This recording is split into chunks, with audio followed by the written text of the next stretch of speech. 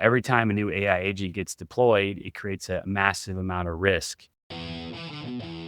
Welcome to Channel Security Secrets. I'm Lou Raban. On this show, we expose the untold secrets and critical insights from the people shaping the future of cybersecurity sales in the Trusted Advisor channel. If you're looking to up your game around selling security, stick around. Channel Security Secrets is brought to you by Cyber Defense Group, on a mission to shift cybersecurity from reactive to resilient.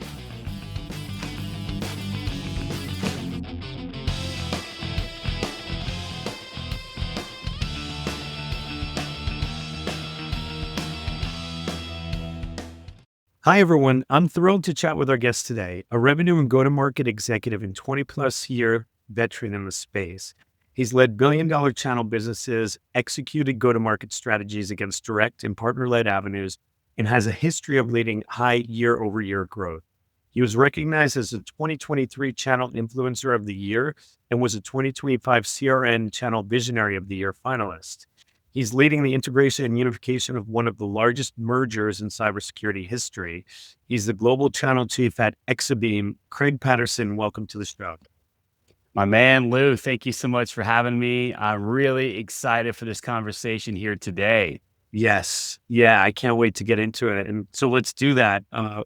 Craig, what's the biggest secret to your success in the channel? Yeah, no, I think it's a great question. It's something I think about often because, people always want to replicate success and, people are always looking for those insights in terms of, how you achieve success. And I think for me, what I'd say is at the end of the day, everything leads back to one thing.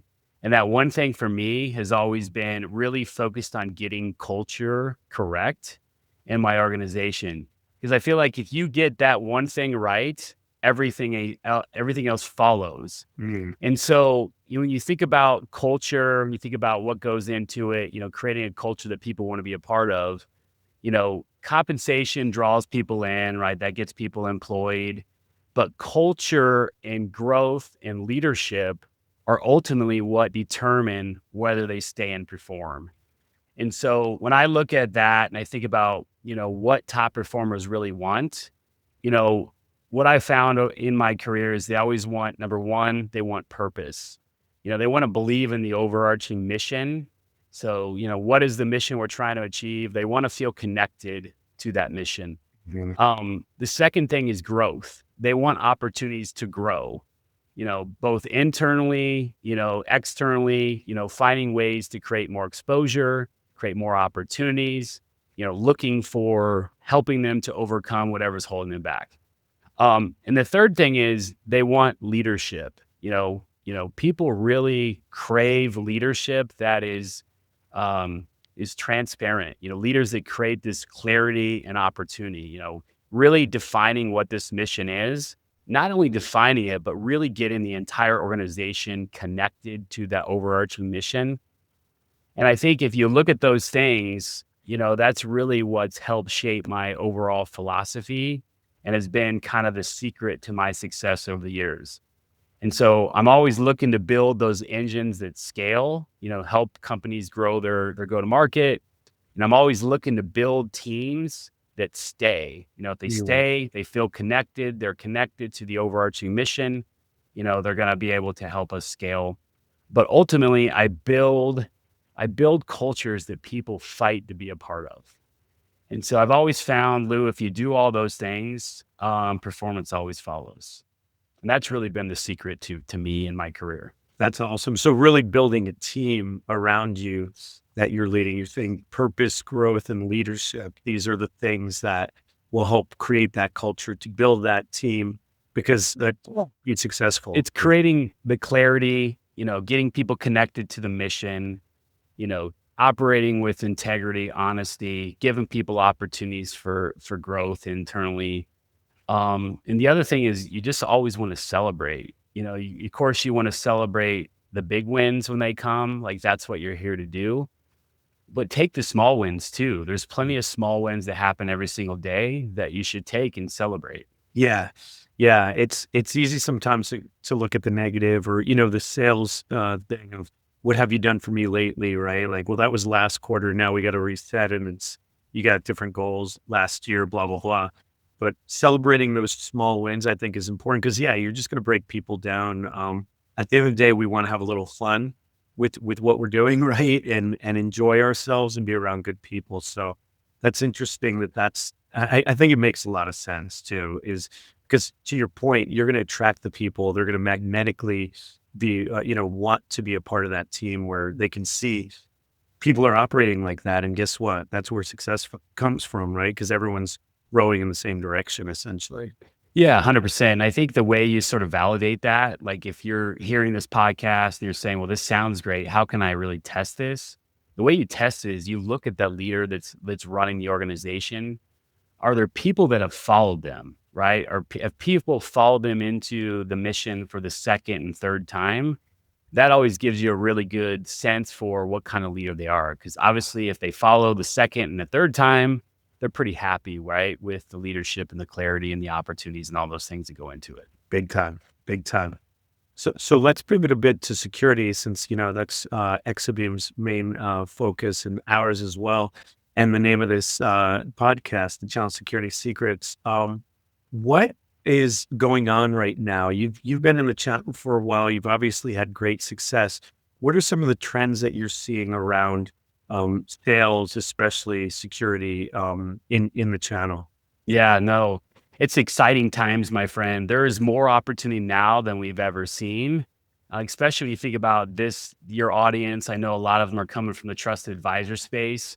This represents a massive opportunity for the TA community. So like first off, you got to look at the overall TAM. How big is this cybersecurity opportunity in general? It's massive, my friend. There's lots of zeros behind that TAM. We're talking about an opportunity that's north of 300 billion. So plenty of opportunity to go around. As you kind of double click into my domain, what we do, and I'll talk about that here in a second, it's quite a significant opportunity as well.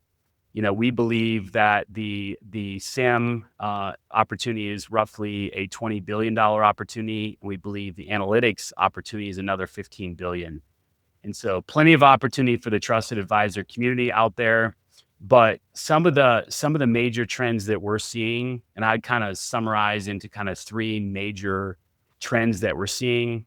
Number one is this notion of moving from this tool enriched environment to more outcomes. You think about the world in which these CISOs are operating. Historically, they've just bought another tool. Let me buy a tool to look at this. Let me buy a tool to look at that. What we're seeing now is this notion of the market moving away from really buying more tools to really, focusing more on security outcomes. And so, what do these CISOs want? Well, they want, faster threat detection. Number two, they want, faster response when these attacks are happening. And the third thing is very important is they want to really be able to pinpoint the reduction in the risk. So like, how do I reduce the risk in my overall security posture? And so it's really moving away from all these tools into these outcomes focused around those three drivers. Yeah. The second trend that we're seeing is the market is incredibly complex. Like you think about the world of a CISO, they have to manage more now than they ever have. The emergence of AI and how AI is being used by adversaries to create even more risk and attacks.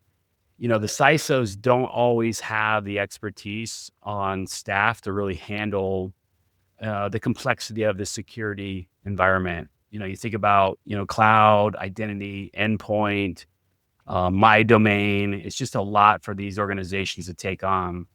And so the good news there is this is a major opportunity for the trusted advisor space because these CISOs, these customers, they're begging for your help because there's so much expertise required. And so that's kind of the shift number two is just the overall complexity we're seeing in the security environment. And then the third thing is really big as well. In fact, one of my friends, Jay McBain, he's a key analyst in the tech space. He just put out a report on cybersecurity recently, talking about the key drivers. The number one driver they're seeing is this notion of platforms. A lot of companies are really looking at these platforms in a way to help, improve efficiencies, reduce cost, and kind of handle, the security environments, basically trying to reduce the number of tools, kind of going back to the first point, Yeah. by using these platforms. And so, again, I think this represents a massive opportunity for the trusted advisors out there to embrace kind of these platforms. Look for companies like Exabeam that have a high degree of AI embedded into our tools, because these CISOs are really looking to detect those threats faster, which we talked about. There's a massive shortage of cybersecurity talent. And so, you couple that with, they got to be more efficient. There's not enough resources out there. The trusted advisors come in, and then leveraging tools like Exabeam offers to really help scale, leveraging some of the AI. So there's a lot of information out there, but the key thing is this is a major, major opportunity for the trusted advisor community. Big time. I want to dig into some of that because they're awesome points. One is the outcomes thing. We've trademarked outcomes based security. I did that like in, I don't know, 2018 or something. I don't know that that's actually sold anything for us, but I'm proud to have, seen that was early on. That was super important because of what you were talking about. Just you can't throw tools at the problem, and that's what we're Exactly. doing. We're more of the people and process around it with strategic advisory, but also not just risk and not just looking at how you can, obviously reducing risk is important, but translating that for the board, for the other, peers on the C-suite.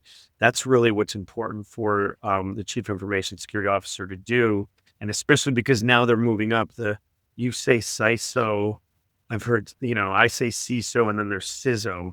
So we got, well, I'll just say CISO, that's been a role that has reported to the CIO. Sometimes it's reported to the director of, it's been a C-suite title reporting to a director level, like director of IT or something like that. Those are obviously not the right reporting structures. Now we're seeing that it's reporting directly to the CEO in the best structures of the chief legal officer, maybe the COO, sometimes the CFO as well. So the point being, speaking business and tying the security outcomes to business outcomes is the recipe for success, I think, especially in the channel.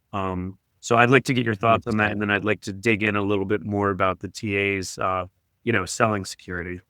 Yeah. No, I agree with you 100%. I mean, and that's the beauty of what we do is we help really take the massive amounts of data and turn them into actionable insights. And so you think about like the notion of the CISOs and all the different, millions of events that are occurring every single day. That's the domain that we live in. So you look at, the core offerings of Exabeam. By the way, just a little background on Exabeam. We're a $300 million cybersecurity vendor. We did a strategic merger owned by Tomo Bravo about 24 months ago. Logarithm and Exabeam coming together to form this company through Tomo Bravo. And so what we focus on here today is really a couple core lines of business that ties back to your question. The first is our domain around security, information, and event management. Like that's the SIM environment or SIM domain. You think of that as really being the brains behind the security operations centers. So, you think about those CISOs trying to secure all of the posture for their company. Well, the SIM environment provided by Exabeam really is the brains. And so what does it do? Well, we ingest all of the millions and millions of events through the log sources to create those actionable insights. And so it basically collects all that security data, provides the SOC all the insights that they need to in terms of the actionable things they need to look into, potential breaches, risk. That's our core line of business one. The second is really fascinating, and that's the UEBA space, which is called User Entity Behavior Analytics. And this is looking at insider threat. And Huge. so when you think about the biggest things that are happening out there, 80% of all breaches today are caused by insider threat, malicious people doing bad things within the organization, or compromised credentials. And so that's really what the UEBA does. Exabeam is the gold standard as it relates to UEBA. And so the way that works is we sort of normalize all the behavior for the employees within our organization. And so, what does that mean? Well, we look at Lou as an example. Lou every day gets up, he has his coffee, he accesses these applications, this is kind of a normal day for Lou. And then all of a sudden we see things that fall outside of that. And now why is Lou sending these documents to his Gmail? Yeah. Why is Lou in a profit and loss statement in Asia Pacific? Right. He's not in finance. What is he doing? Right. And so we create these risk flags that then get fed those actionable insights that get fed into the SOC, and they start to investigate. And so really looks at, how do we solve for those insider threats? And then the big thing that's emerging, which you'll really get excited about, is the emergence of securing AI. So how do we take that same UEBA technology? How do I use that to normalize behavior of what my AI agents are doing? Mm. And so every organization around the world is trying to figure out, how do I plug in AI agents to make my environment more efficient? How do I do that in a way to reduce my operating costs? All these things. Well, every time a new AI agent gets deployed, it creates a massive amount of risk, right? And so our technology looks at what's happening with those AI agents, and then we look for that abnormal behavior. Why is this AI agent giving out API keys? Why is this AI agent giving out financial information? Things like that. So then again, we create those actual insights that can be ingested. So, when you look at those outcomes, again, that you're referring to, these are the outcomes these CISOs are looking to solve. How do I take these actionable insights? How do I ingest those insights into my security operations center so they can investigate, become more efficient, more effective to solve for, those insider threats? Yeah. And it's really important. It's interesting. We just helped a client with a cyber policy, and one of the carve out in this cyber insurance policy was they'll cover, whatever the minimums were and et cetera. But it said, we will not cover an incident that was on behalf of an insider, like any insider threat, um, uh, cyber incident would not be covered by this policy. It was the first time I saw one written like that. So we told the client, listen, you better have an insider threat, strategy. You better have a way to catch this, because if you don't, this could be more, expensive than any external threat, to your point. So that's important. But bring it But it back. sounds like, Lou, you need to become a partner of Exabeam, Yeah, because you have a real live opportunity we can help with. it is good for the TAs that are listening to understand. Yeah, where should your ears perk up when you're speaking to, you're having lunch with someone, you say, hey, security, and then you're like, well, a lot of the trusted advisors, I think, are afraid sometimes, the ones that have been selling traditionally UCaaS, CCaaS, they've had a great, business doing that, but they want to get into security, but they're a bit afraid to have these conversations. So, enablement obviously is the answer, where they can listen and hear stuff. So do you have any advice for those trusted advisors that are, they want to sell Exabeam, they want to sell Cyber Defense Group services, but they just are afraid of, even if they open their mouths, they're going to start being considered an expert and get into out of their depths, basically? Yeah, no, it's a great question. I'm really glad you asked, because we've focused a lot on this particular problem. And so when you think about, really aligning your channel strategy in terms of what partners want, you nailed it. One of the biggest trends that we've seen and we've heard is partners want more education, they want more enablement, because they want to become better at what they do. And so as we built this new Apex partner program, we've really tried to zero in on providing high quality enablement. We believe that's a compelling value proposition for partners. And so kind of two key strategies around the enablement side. Number one is, we've rebuilt all of our enablement in a way to really help partners accelerate their knowledge base. And so you don't have to be an expert. You just have to know enough to be dangerous. And so we have brand new courses that we've launched that partners can log into. There's no cost, by the way. Partners can log into, especially if you're an Avant trusted advisor. We have an active agreement in place with Avant. You can get access to our portal. You can take our enablement. On the pre-sales side, you'll know enough to be dangerous to identify some of those key things. So the first part is just like taking the pre-sales enablement, which we've rebuilt in a way to make it consumable, that people can start to action, identify those opportunities. But where I'm going is, I'm a huge hockey guy. You can see in the background. Yeah. One of my famous quotes is like, you wanna skate to where the puck is going, not where it is. Mhm. And so my thesis is, the enablement system is kind of broken in general. You look at most of these programs and you log on to these LMS platforms and you kind of just like click through the video to get to the end, to get to the certification, Yeah. but you don't really have the competency level to really go apply those things. And so we've been really intentional about solving that problem here. And so what does that mean? Well, we just launched a brand new tool called Sherpa.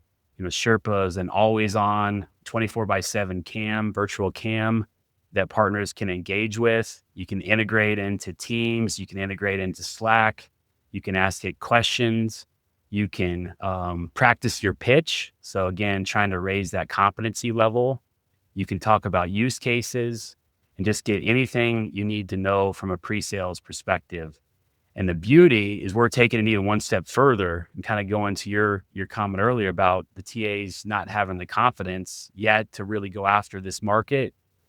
Well, that's why we've been really intentional because I built a tool where the TAs can invite Sherpa to calls with them. Oh, that's And then Sherpa is going to give them real-time coaching in the background. Oh, I heard the customer say this. Talk about this value proposition. Or the customer gave you this objection. We'll talk to them about this use case or this value proposition. And so we're now in well beyond the MVP state. It's active, and now we're just going to continue to innovate into that tool. And I'm going to skate where the puck is going, and I'm going to lead the market as it relates to the enablement strategy. that's brilliant. I love the Sherpa strategy. I want to check that out actually. And that's helpful too. If it's real time, so they can be on a call basically, and it'll in a non-intrusive way, hopefully say, hey, you might want to ask about this when the customer's done talking. 100% integrates with all the platforms. And Yeah, Salesforce and all those. gives them coaching in the background real That's time. I love it. That's a huge value prop right there. So definitely we'll get your contact info at the end so anyone listening can reach out and speak about that. Yeah, speaking of that's an AI bot obviously or AI solution. And you mentioned AI before. So I just got back from an AI security conference in the Bay Area, which was awesome. And we got to talk about it. So AI security, you have a product offering that can help with that. Yep. Exabeam obviously is there's a lot of use cases. I love the use case we're seeing anomalous activity for AI agents. Again, is there anything that you think the trusted advisors should know when they're not trying to be experts in AI security? It's brand new. So no one is truly, there are very few experts out there, but any advice to them when they want to have these conversations? Yeah, I mean, we talked about a lot of the major drivers we're seeing in the market. At the end of the day, it's about creating more efficiency. And so you think about what's happening with all these security events. There's millions of events that happen all the time.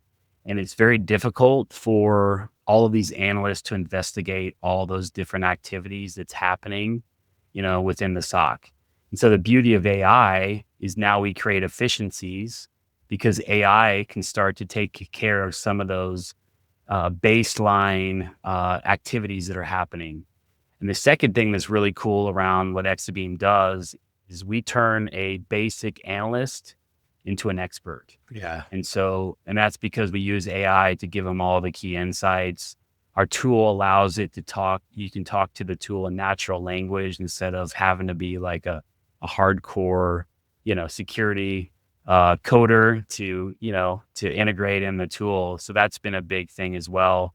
What we're seeing is just for leveraging the AI capabilities of our SIM services, we see about an 80% increase in efficiency of those analysts.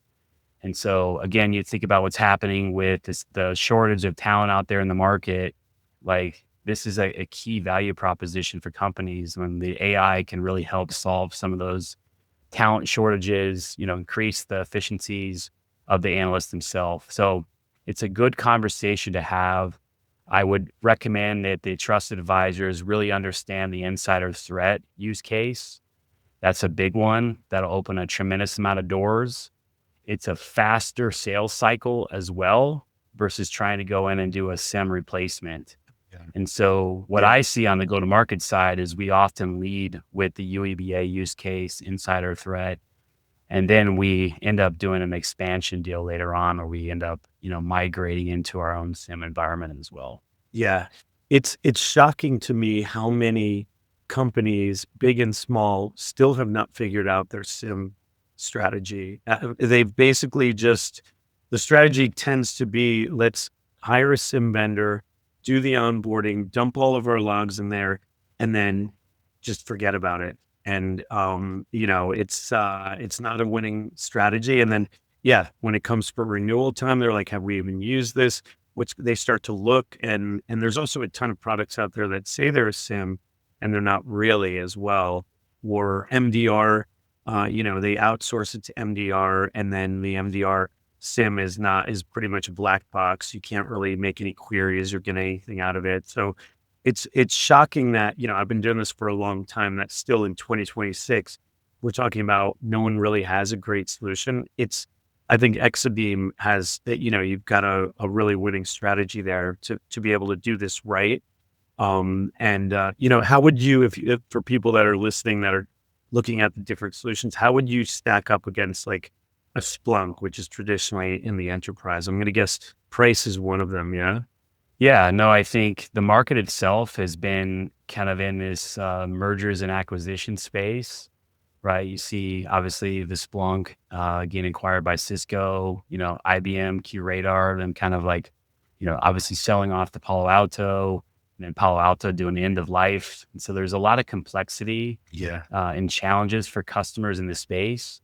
The one thing I'll say about Exabeam is we're reliable, we're consistent, we continue to drive innovation every single quarter. We're relentless about it. Every single quarter, driving more and more innovation. 6-time Gartner Magic Quadrant leader. So like we're the button that partners should be pushing because we're reliable. We have the validation by Gartner. We have the continued innovation. We've got all the new AI features and functionality built in. So again, it's a bit complex and overwhelming for the trusted advisor space, but don't let it be. It's all about just understanding enough to open up the door. I've got a whole channel team here ready, willing, and able to jump in and help. I've got new enablement tools to help you get educated. I've got new tools like Sherpa that will make you all better sellers of cybersecurity. And we'll try to make it as easy as we can. That's awesome. That's great. So Craig, let's pivot to you personally. So what got you here? How did you get into the channel and get so, deep into your success? Yeah. Well, I mean, I kind of fell into it by accident. I went to, was in college, ended up going to get a master's degree in technology. Didn't really know what I was signing up for, to be honest with you, but ended up getting a master's degree in technology. That led me to my first job at AT&T. And I was a direct seller, by the way, at AT&T. Really enjoyed it. Ended up transitioning out of AT&T into a smaller fiber-based company in Colorado. And that's really when I found out about the channel. And Mm. so they gave me this module of partner accounts that barely had a pulse, barely had a heartbeat. They were on life support, and I was able to kind of reinvigorate that whole module and making President's Club a bunch of times. That led me to the channel, got me really excited about it, and I've been there ever since. And so, I love the channel. I think it's really the operating model for scale. When you think about what, Mm. what companies need to embrace to scale, it is the channel. And that's where a lot of companies kind of get things wrong is they really don't understand that. I see a lot of companies still trying to operate in a direct motion. They're trying to target accounts, these old ABM marketing strategies. And that's not the path, my friend. The No path is way. channel. Oh yeah. Yeah. It's too hard. I mean, unless you have a logo and even with the bigger logos, but for a company like ours to try to a direct motion is like just burning money. There's, especially not DC backed. It's just too hard to build a brand. But with the channel, the one to many, it's like a no brainer. So Exactly. we're seeing that. I've just been very fortunate to have an unbelievable, career thus far. And I've, been grateful to work alongside of some channel legends out in the space. And I'm kind of a sponge. I've been able to learn from a lot of the people that I've worked alongside of over the years. Had really two opportunities to relaunch programs to do them, the way I think they need to be done. And, they've both translated into pretty significant success. We spent 12 months rebuilding the strategy here at Exabeam. We've relaunched it, to align with the modern frameworks that partners are really desiring. We're trying to lead the market on enablement, and we're seeing huge positive results. When you look at the KPIs, I look at, pipeline creation. We're already tracking significantly more in Q1 of this year versus Q1 of last year. And so, we're seeing a lot of good adoption in this space. And so I love being active, love being visible. I love to give back in the community as well. So, if you don't know me, please follow me. Hopefully you'll learn a thing or two from the content I push out. Yeah, that's awesome. Where can people connect with you? Yeah, so it's easy. Just go to LinkedIn, type in my name, you'll find me. You'll see that I'm very active. So it's Craig Patterson on LinkedIn. Get connected with me there. Encourage you to follow Exabeam as well. We're putting out some amazing thought leadership content around what's happening in the cybersecurity domain, especially around insider threat. So just get active, reach out, have a conversation. We'll be at Channel Partners in Vegas as well. So if any partners out there want to have a conversation, we'd love to meet you there. Awesome. Craig Patterson, it's been great hearing, the story of your success, how you're successful, how you're approaching the channel right now, especially how you're enabling and helping the trusted advisors sell security. Thanks for being on the show. No, thanks for having me. It's been a blast. I appreciate it. Yeah. Thanks to everyone else that's out there listening or watching. If you learned something today or had a good time, please tell someone about the podcast. Thanks again, Craig. And this has been another exciting episode of Channel Security Secrets. See you next time. That's a wrap for this episode of Channel Security Secrets. Thanks for tuning in. For show notes, guest info, and more episodes, visit us at channelsecuritysecrets.com. Channel Security Secrets is sponsored by Cyber Defense Group. When it comes to protecting your business, don't settle for reactive. Partner with experts who build resilience from the ground up.